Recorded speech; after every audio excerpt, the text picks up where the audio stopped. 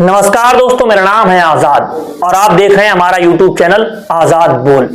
आज हम बात करेंगे शिक्षा के बारे में।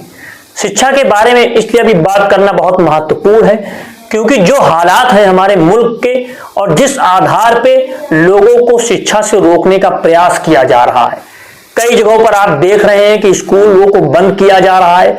जब बच्चे छोटे होते वहां से उनको शिक्षा ना मिले, इस बात के प्रयास किए जा रहे हैं।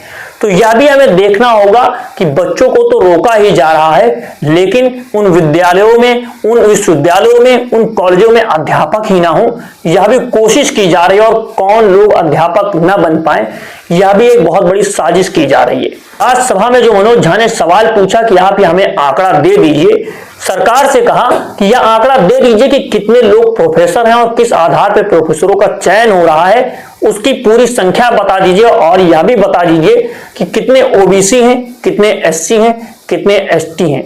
तो उसके बाद दोस्तों जो आंकड़ा आया है वो आपकी आंखें खोल देगा और आपको साफ साफ दिखा देगा कि सरकार किस आधार पर नीतियां बनाती है और किन लोगों को आगे बढ़ाना चाहती है और किन लोगों को पीछे के दरवाजे से अंदर भी लेना चाहती है और किन लोगों के लिए हर तरफ से दरवाजे बंद हैं।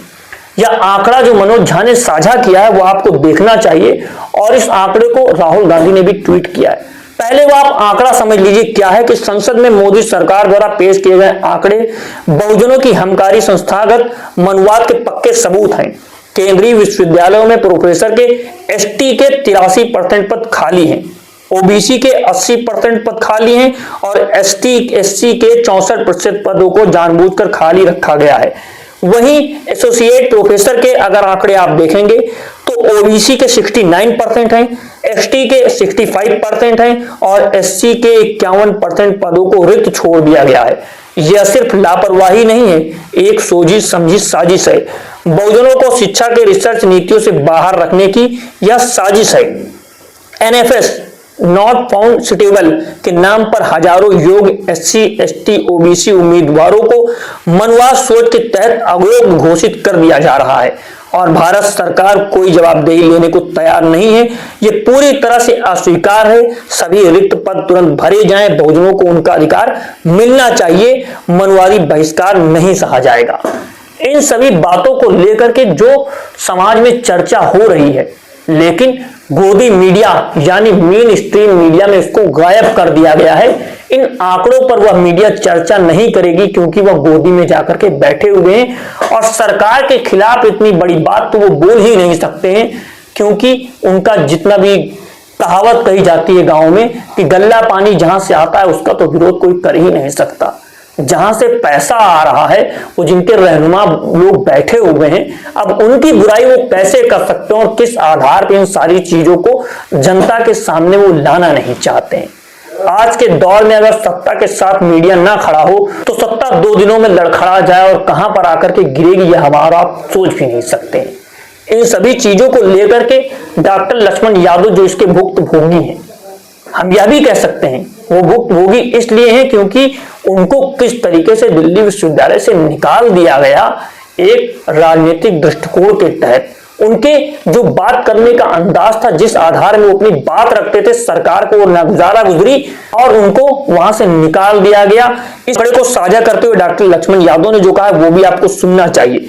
दिल्ली विश्वविद्यालय के प्रोफेसर और आरजेडी फॉर इंडिया के राज्यसभा सांसद मनोज झा जी ने लिखित जवाब मांगकर देश की हकीकत सामने रखने की मदद कर दी है।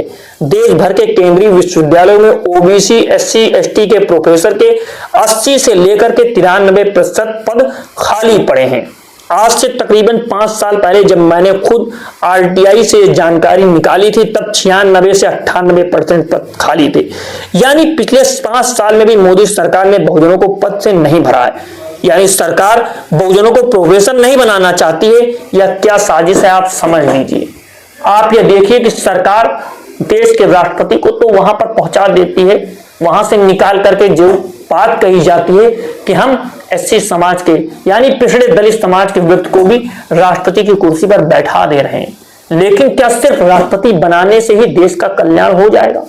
क्या बच्चों को अधिकार नहीं है वहां की शिक्षा प्राप्त करने का? क्या उन प्रोफेसरों का अधिकार नहीं है वहां पर पढ़ाने का? जिस तरीके से इन सारी चीजों को नकारा जा रहा है और एक साजिश के तहत नकारा जा रहा है, यह सोचने का विषय है। हमें और आपको इस बात पर सोचना चाहिए और जनता को देखना चाहिए कि किस आधार पर चुनी हुई सरकारें लोगों का बहिष्कार कर रही हैं और किस आधार पर लोगों को स्वीकार कर रही हैं। आज की वीडियो में इतना ही। अगर आप चाहते हैं कि इस तरह के मुद्दों पर लेकर के हम चर्चा करते रहें और आप तक सही जानकारी यानी जनता की बात आप तक पहुंचाते रहें, तो वीडियो को ज्यादा से ज्यादा शेयर कीजिए। देखते रहिए हमारा यूट्यूब चैनल आजाद बोल। अभी के लिए नमस्कार, मिलते हैं अगली वीडियो में।